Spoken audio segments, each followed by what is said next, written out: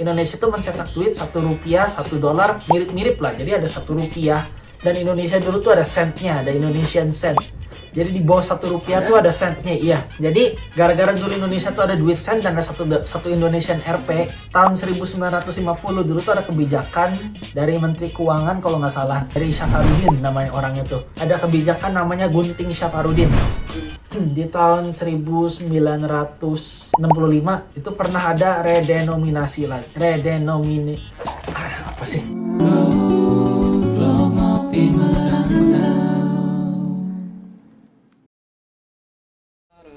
Redenominasi. Susah banget ngomongnya ya.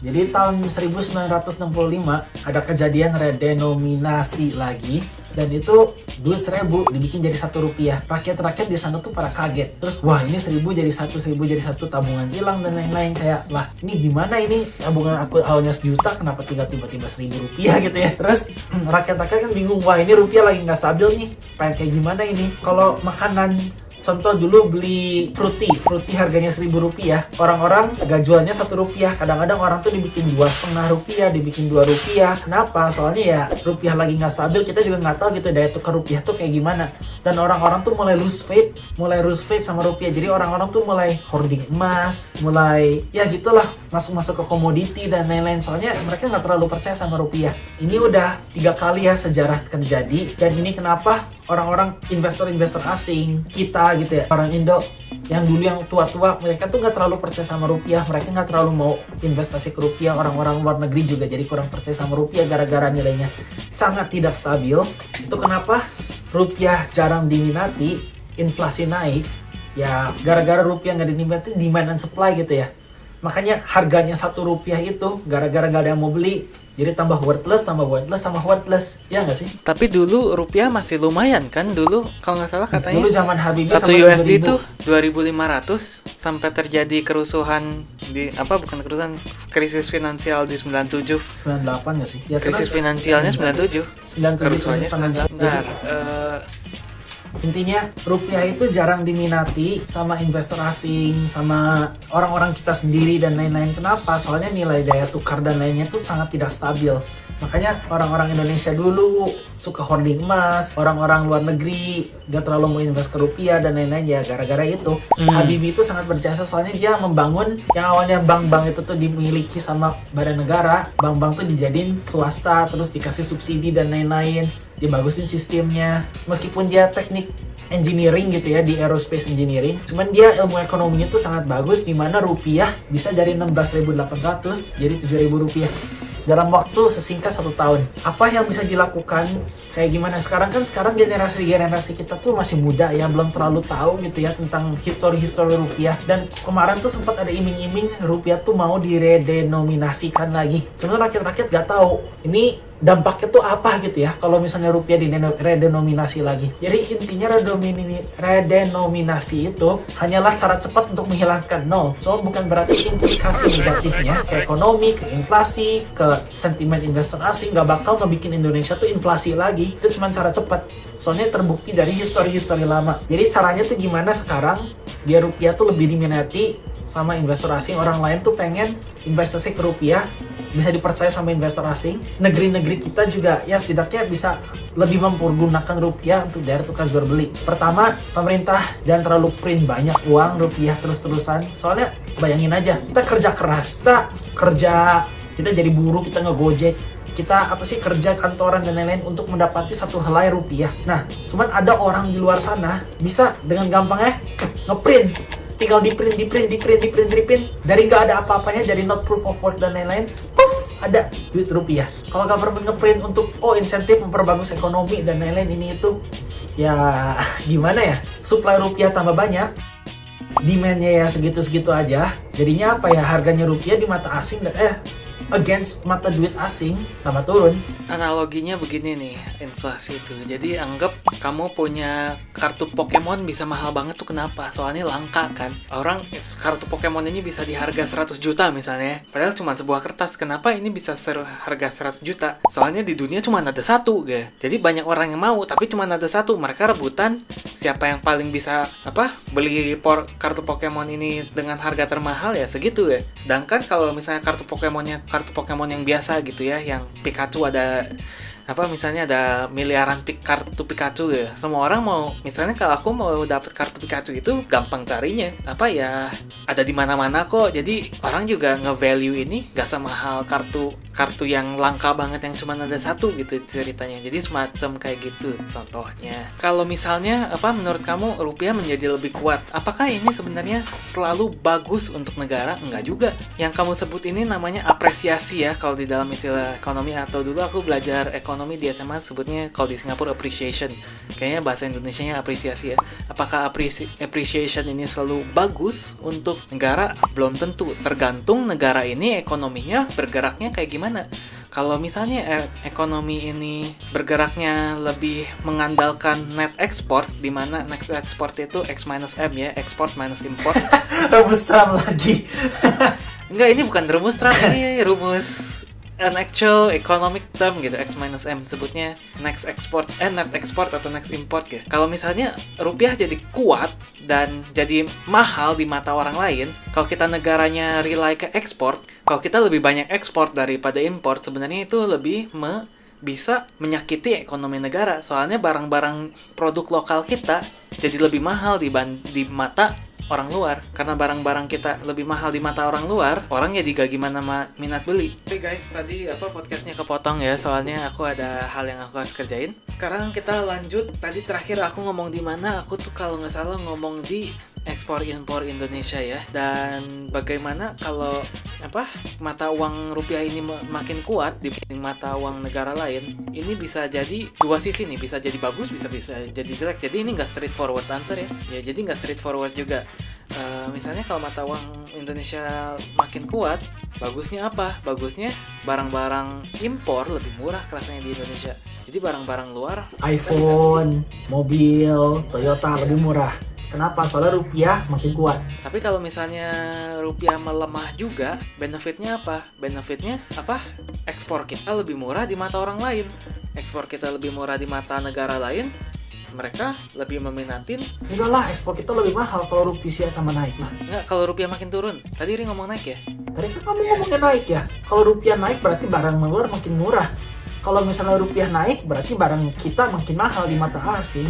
Nah, makanya menurut pengetahuan ekonomi SMA aku cuma belajar ekonomi di SMA doang selama 2 tahun di Singapura. Jadi kalau salah, tolong bisa dikoreksi di komentar juga, aku kurang tahu banyak.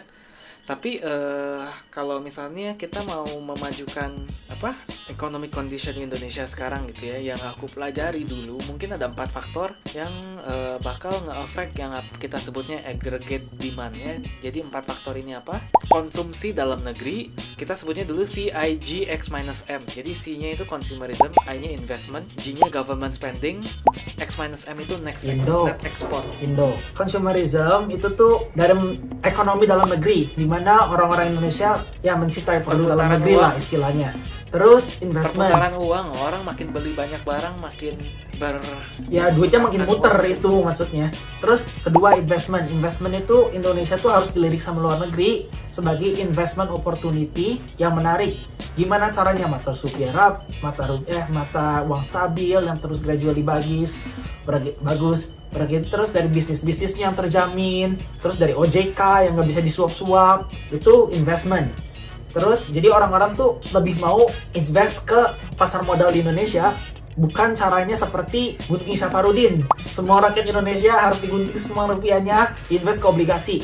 Obligasi itu bagus kalau lu ngerti cara masukinnya.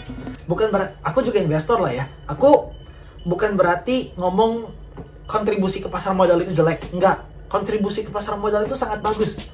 Cuman bukan caranya kita mentraumakan orang-orang yang tidak tahu apa-apa, di mana mereka nggak bisa ngambil modalnya lagi. Caranya gimana? Contoh kayak di Amerika, di Australia. Aku di sini tuh ada superannuation compulsory dari employer. Jadi superannuation itu dana pensiun yang diinvestasikan ke pasar modal. Jadi dibanding government tuh ngambil duit kita yang kita udah dapet di dompet, bos-bos kita tuh pas ngegaji kita compulsory harus ngasih 10% dari total gaji kita ke dana pensiun. Yang makin lama makin ngegulung. Jadi orang-orang tua di sini tuh nggak makan melarat. Itu investment. Jadi OJK jadi. OJK harus diatur lagi, harus diperketat, harus diperawas. Dari OJK terus kedua dari ekonomi Indonesia yang trennya harus diperbagusi, dinaikin untuk menarik investor-investor asing. Itu investment. 3, net export, which is surplus. Berarti kalau misalnya ekspor kita lebih banyak dari impor kita tuh lebih banyak ngambil duit dari luar negeri ke dalam Indonesia dan rupiah itu makin diminati. Gara-gara rupiah makin diminati dan kita ngambil banyak sesuatu dari luar negeri ke kita, berarti ya rupiah makin naik, barang luar makin murah, barang negeri makin mahal di mata orang lain. Positifnya Tergantung juga ya.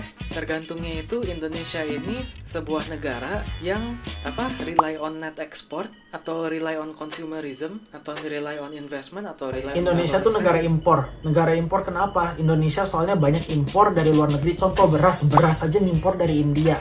Harusnya Indonesia tuh dulu pas zamannya Soeharto tuh bangga. Kita bangga sekarang nasi surplus.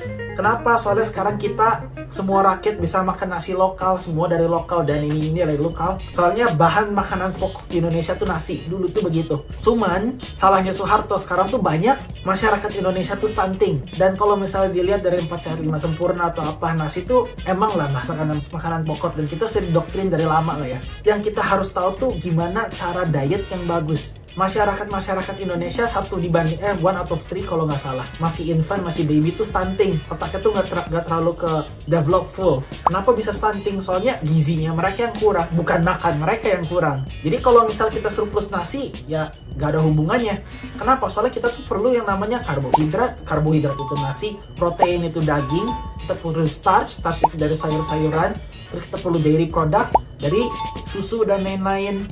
Itu terus vitamin mineral tuh dari buah-buahan. Itu semua perlu. Contoh di Papua tuh makanan utamanya dulu tuh sagu itu tuh sweet potato itu banyak vitaminnya, bukan cuma nasi. Kalau misalnya lahan semua dibabat, semua dibikin jadi lahan nasi, semua orang jadi lahan, ya petani juga jadi miskin dong. Kenapa? Semua orang bikinnya nasi, gua dipaksa bikin nasi lagi, kenapa harga nasi jadi murah dong? Gara-gara banyak supply, demand-nya kurang, you know what I mean. Kalau misalnya mau ekspor impor bagus, kita tuh harus mensupport bidang-bidangnya masing-masing. Soalnya Indonesia tuh banyak bagian-bagian dari Indonesia yang culture-nya beda-beda. Aku makan sagu, ya udah bikin sagu. Aku makan daging, ya udah bikin daging banyak. Aku makan nasi, aku bikin nasi yang banyak. Bukan berarti impor ekspor tuh jelek, bukan berarti lebih banyak impor tuh jelek. Cuman kita harus memperkembangkan spesialitas kita masing-masing gitu, bukan dipaksa untuk satu itu. Jadi gizinya kita juga makin bagus pertama. Terus kedua, kita juga bisa nge-ekspor produk yang berkualitas ke luar negeri, di mana luar negeri tuh lebih banyak melihat produk kita sebagai value. Jadi kita bisa lebih ngambil banyak duit dari luar negeri ke dalamnya kita sendiri. Ngerti nggak? Itu dari exporting. Itu misalnya di di makroekonomik disebutnya kayak seolah-olah comparative advantage. Nggak tahu bahasa Indonya apa. Dimana dibanding semuanya disuruh bikin nasi kan nggak bagus juga. Cuman aku by all means kita harus lebih banyak ekspor dibanding impor. Kenapa Trump ngasih tarif? Soalnya Trump Amerika tuh lebih banyak nge-impor dibanding ekspor. Gara-gara Amerika lebih banyak impor ekspor, Amerika pengen bikin duitnya balik, gimana ya? Kasih tarif. Cuman salahnya tarif itu ngambil duit dari orang negeri sendiri. Dari orang Amerika dibayar lebih. Itu salahnya. Hey, jangan skip dulu video ini. Percaya nggak kalian kalau aku bisa bikin kartu ini melayang ya? Kalau aku bisa, kalian harus janji subscribe ke channel-channel kami dan tonton video kami yang lainnya ya. Ayo kita lihat. Hey, melayang beneran ini. Sesuai janji.